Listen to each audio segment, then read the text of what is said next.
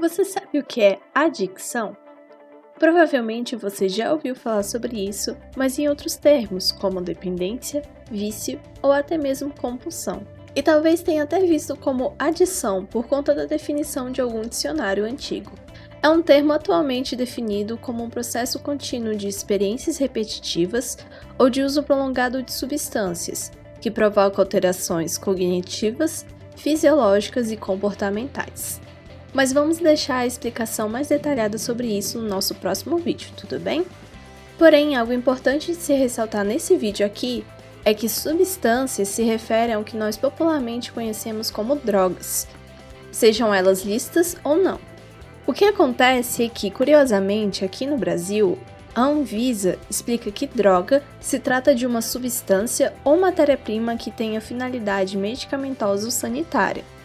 Ou seja, o álcool, o tabaco, a cocaína e o LSD são exemplos de drogas lícitas e ilícitas, que nem deveriam ser chamadas de drogas para início de conversa. Complicado, né? Só que são conceitos importantes que precisamos ter em mente porque estão no nosso dia a dia e nem percebemos. Por exemplo, a lei que trata o Sistema Nacional de Políticas Públicas sobre Drogas considera as drogas como substâncias ou produtos capazes de causar dependência. E o que eles chamam de dependência, a gente chama de, isso mesmo, adicção. Mas para entender melhor o assunto, precisamos viajar no tempo e descobrir de onde tudo isso surgiu. Como toda boa história, a adicção começou a ser discutida graças a um protagonista muito polêmico, o álcool.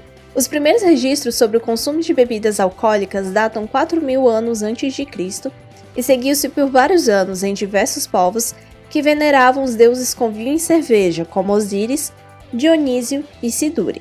Os antigos romanos viam o vinho como uma necessidade diária e se referiam ao seu consumo como democrático, porque todas as classes da sociedade romana aparentemente tinham acesso a ele. Tão democrático que, graças à expansão do Império Romano, seus soldados disseminaram o consumo de vinho por toda a Europa.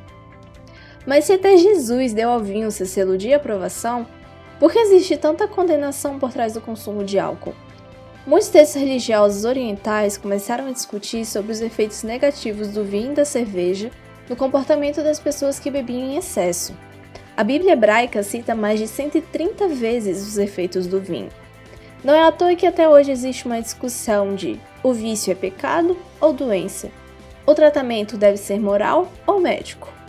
Bem, precisamos discutir sobre isso. Muitos líderes da Igreja Católica e da Reforma Protestante no final da Idade Média defendiam o uso moderado do álcool e a maioria dos europeus até via o consumo de forma positiva, apesar do comportamento bêbado ser amplamente condenado, considerado uma ameaça ao bem-estar da sociedade.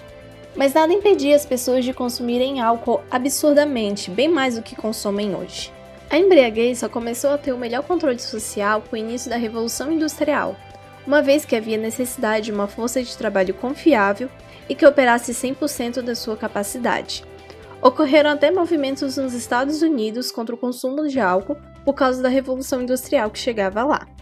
E apesar do uso de substâncias, além do álcool, terem seus momentos de fama durante a história, como Freud e a cocaína, os padres e o ópio, foi apenas na Segunda Guerra Mundial que a adicção começou a ser vista como um problema médico.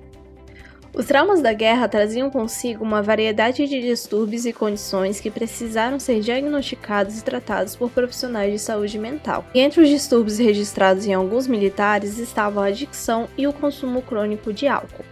Foi então, por consequência de grandes baixas militares por problemas psiquiátricos, que o primeiro Manual Diagnóstico e Estatístico de Transtornos Mentais, o DSM, começou a ser elaborado, tendo sua publicação em 1952. A partir daí, com muitos conflitos sobre teorias psicanalíticas e a contribuição de fatores biológicos para os transtornos mentais, finalmente chegamos à quinta edição do manual, o DSM-5. Com a descrição explícita de que o processo de adicção possui mecanismos cerebrais específicos, o DSM-5 é a referência mundial utilizada por psiquiatras. Mesmo com toda a contribuição do álcool para o entendimento da adicção, sua fama o precede. Tudo bem usar, mas com moderação. Apesar do julgamento social sobre o uso abusivo do álcool, ele ainda é uma substância fortemente difundida na sociedade. E mesmo com todo o conhecimento médico e científico atual, poucos se perguntam: o que leva o indivíduo a ser adicto? Em um discurso popular, poderíamos dizer: o que leva o indivíduo a se perder no mundo das drogas? A resposta para essa pergunta não é simples, mas pode ser resumida em depende. São vários fatores, biológicos, psicológicos e socioeconômicos, que diferem suas contribuições para cada caso. Você pode estar pensando: ora, o que causa o vício é a droga. Se você usa uma substância por tempo suficiente, é óbvio que irá se viciar. Essa ideia foi reforçada por diversos estudos e semeada no imaginário coletivo, tornando-se senso comum. Mas esses estudos consistiam em manter um rato isolado em uma gaiola de metal, com 2 recipientes à disposição, um com água sem aditivos e outro com cocaína ou heroína misturados à água. O resultado disso é o que você provavelmente já está imaginando. O rato fica viciado e consome da mistura com droga até morrer por overdose. Porém, no fim dos anos 70, um pesquisador da Universidade Simon Fraser, no Canadá, chamado Bruce Alexander, notou algo estranho sobre esse experimento.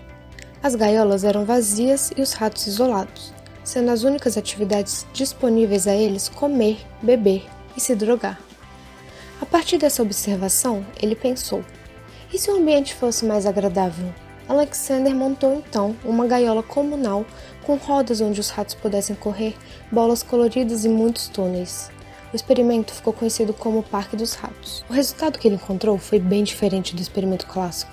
Os ratos na gaiola comunal pareciam recorrer menos à droga. O estudo recebeu várias críticas, principalmente em relação ao método e à falta de replicabilidade, ou seja, não foi possível produzir os mesmos resultados em condições semelhantes. Porém, a partir dele, diversos outros foram realizados para testar a premissa, corrigindo as falhas do experimento de Alexander. Os resultados variam, mas de forma geral, mostram que o ambiente melhorado e a presença de outros ratos diminuem a vulnerabilidade ao vício. Pensando no rato como animal modelo, podemos traçar um paralelo com os seres humanos e concluir que é importante levar em consideração também os fatores sociais de risco para a adicção. Mas se falamos em fatores de risco para a adicção, seria ela então uma doença? Esse debate se desenrola há mais de décadas, sendo discutidas também as consequências da forma como olhamos para essa questão. Um exemplo de como essa discussão se estende até hoje é que a Nature, uma revista científica renomada, possui uma série de publicações com opiniões contraditórias que questionam se a visão da adicção como uma doença do cérebro promove ou não justiça social. Qual a resposta certa para esse debate? Bom, não temos ainda. Por isso, esse tópico ainda está em aberto. Mas, enquanto os países tratam algumas drogas como problema de segurança, os mesmos promovem o consumo ao permitir a publicidade de outras. A adicção se desenvolve e se estabelece sob influência de fatores sociais e biológicos, que interagem entre si. Por isso, temos pessoas com comportamentos tão diferentes, em contextos tão diversos. Assim, se buscarmos entender os mecanismos da adicção e como ela se estabelece, podemos educar melhor a população para compreenderem que uma pessoa nessa situação não deve ser marginalizada, mas sim assistida e acolhida. Então, como será que isso tudo age no nosso corpo? E por que o uso de algumas substâncias pode desencadear certos hábitos? As respostas veremos no nosso próximo vídeo.